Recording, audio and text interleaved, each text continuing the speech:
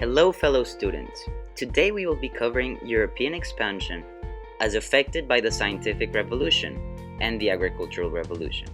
More importantly, we will be focusing on the topic of the growth of rural industry, the issue of guilds, and how Adam Smith introduced free market capitalism that revolutionized the economic world. To begin, we will provide a general overview of what we're covering. The growth of population had led to a rise in the number of rural workers and, of course, stimulated industry. Economic patterns also underwent a critical change with the introduction of the putting out system and the cottage industry. This affected the lives of rural workers dramatically as merchant-peasant conflicts led to exploitation, and the role of women in the household changed dramatically. The growth of the textile industry had a dramatic impact on civilian life, especially in England. All this paved the way for the Industrial Revolution, which was dramatically different for those in the countryside compared to those in the city. Unlike the Renaissance or the Enlightenment, this was not an elite movement meant for the upper class, though it did have an increasingly negative impact upon the life of the working class.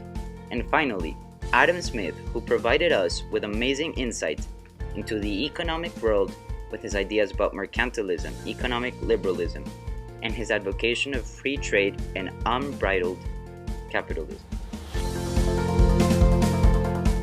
To begin with, we need to ask ourselves what allowed for the growth of rural industry.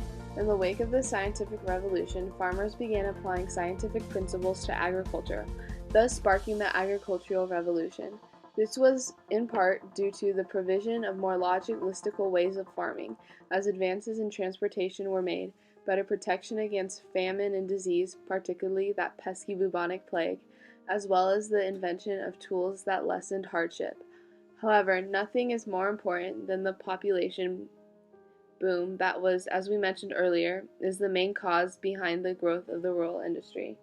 Thus, between the 16th and 18th centuries, agricultural output skyrocketed. Food would no longer become scarce due to crop rotation, selective breeding, the enclosure of movement, and etc., all of which stimulated economic growth and led to the rise of cities. The cottage industry. The cottage industry was a stage of industrial development where rural workers used tools in their homes to manufacture goods on a large scale for sale in a market. This is a significant action that eventually becomes the cornerstone of European economy.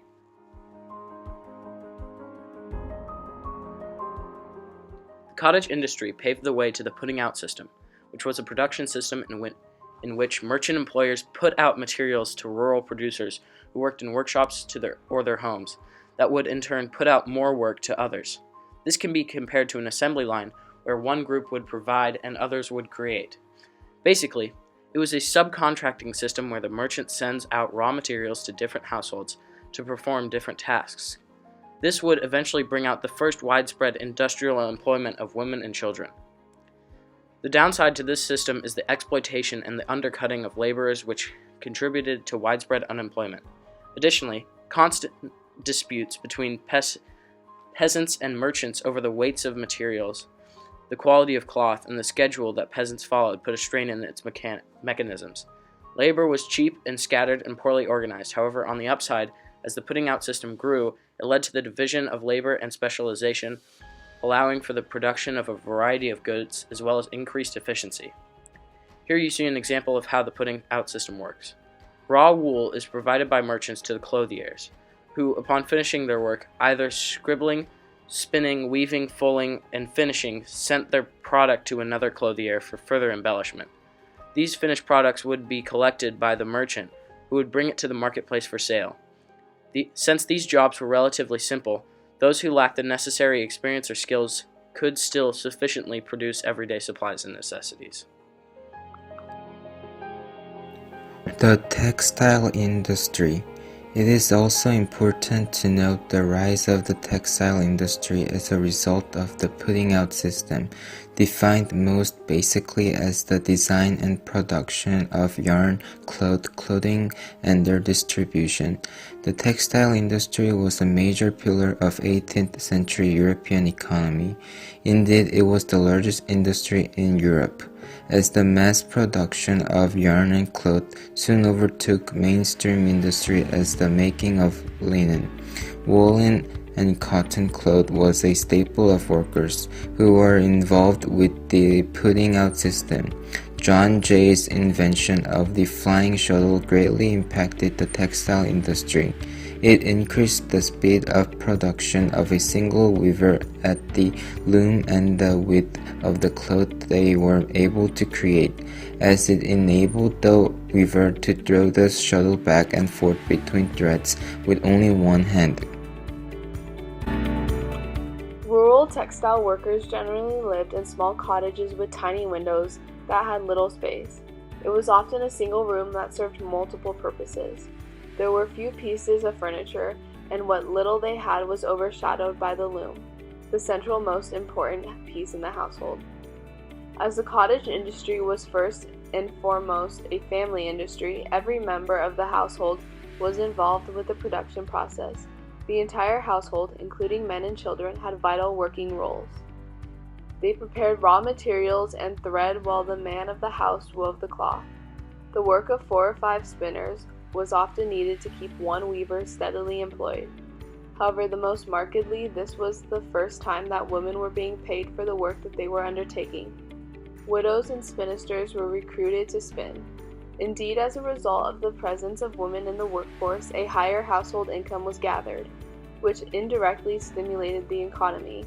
All these measures allowed for women to gain more control over the household. However, despite all the opportunities that the putting out system and the cottage industry provided to lower-class families, the high rent and low pay still caused problems, as it forced entire families, including children, to work in order to properly sustain themselves. Leisure time was dramatically reduced and the concentration shifted from pleasure to earning wages, which was one of the major factors of the urbanization of the 18th century, and of course, the Industrial Revolution. It had spurred a revolution in industry and energy that had brought about dramatic and radical change. Particularly, urbanization had a great impact on life in the city. The rise of factories and offices had led to a mass migration out of rural society, dramatically decreasing the population of towns. As a result, urban life was profoundly affected. Factory owners and capitalists strengthened the wealth and size of the middle class, and a new working class grew out of those who had moved to the city in search of wealth. Widespread poverty and unemployment caused the need for workers in the cities to grow as factories opened their doors. However, overcrowding, lack of proper sanitation, and medical knowledge caused urban life to be miserable.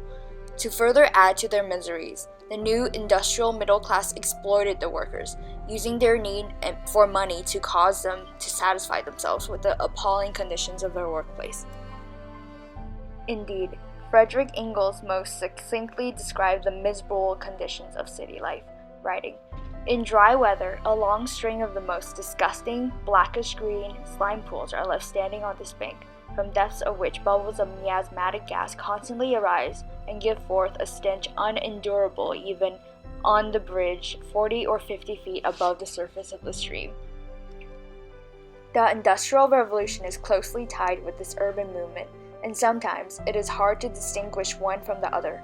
However, the Industrial Revolution has now been widely regarded as a polarizing subject, with some arguing its general contribution to economic growth, while others focus upon the demoralizing treatment of workers and the growth of child labor. In sum, the Industrial Revolution involved more than just technology. It also included impressive social changes. It saw Europe move from a primarily agricultural and rural economy to a capitalist and urban economy, from a household, family-based economy to an industry-based economy. It stimulated the growth of cities as the focus of life shifted from rural to urban areas. New social classes were created as urban society diversified. The Industrial Revolution also resulted in the general improvements in the standards of life. The bacterial revolution improved the conditions of which man existed, and infrastructure greatly advanced due to innovation in transportation and construction. Guilds dominated production in towns and cities, which provided masters with economic privileges as well as a proud social identity. The guild system reached its peak in Western Europe in the 17th and 18th centuries. For a time, they were the only option for production because of their monopoly on certain tools and products. However, with the emergence of the putting out system, they struggled with the new competition from rural workers, who could provide cheap labor. Women, day laborers, Jews, and other such foreigners were excluded from guild membership, providing guilds with an air of exclusivity that would become one of their main factors behind its fall of popularity. Indeed, they were forced to work on the margins of the urban economy. Although the number of guilds increased, they could not compare to the industrialization that had taken Europe by storm. As a result, they became obsolete. Adam Smith. Adam Smith was a Scottish economist who was one of the Enlightenment's most original and characteristic thinkers. He was an influential advocate of laissez-faire, heavily criticizing guilds for their stifling and outmoded restrictions. He believed that employers, consumers, as well as workers were motivated only by narrow self-interest, and a system where only the privileged dominant would lead to stagnancy. In Inquire into the Nature and Causes of the Wealth of Nations, he attacked mercantilist doctrine and practice, proposing instead for free market and trade. He believed only the invisible hand of free competition could discipline selfish individuals and provide means of increasing wealth. Armed with this particular knowledge, he thus applauded the modest rise in the wages of British workers in the 18th century.